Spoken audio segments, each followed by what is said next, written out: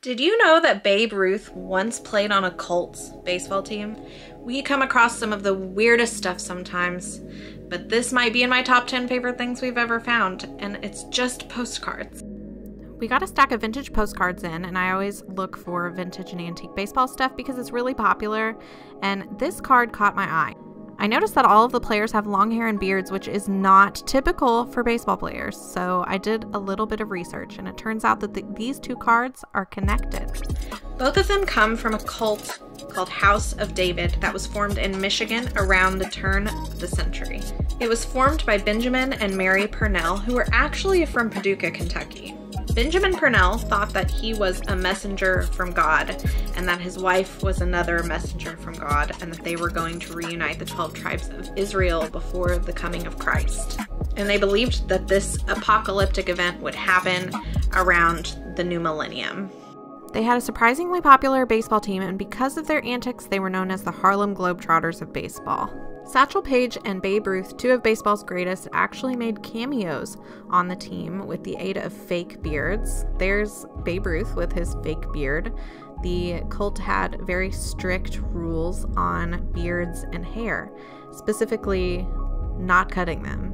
This was because of a divine edict in Leviticus 19:27. You shall not round off the hair on your temples or mar the edges of your beard. Along with the baseball team, they also had an amusement park called Eden Springs in Benton Harbor, Michigan, which is still in existence today. The group is also said to have invented waffle cones. As with many cults, the leader fell into scandal in the 1920s when multiple women came forward with accusations from when they were members of the cult and also minors.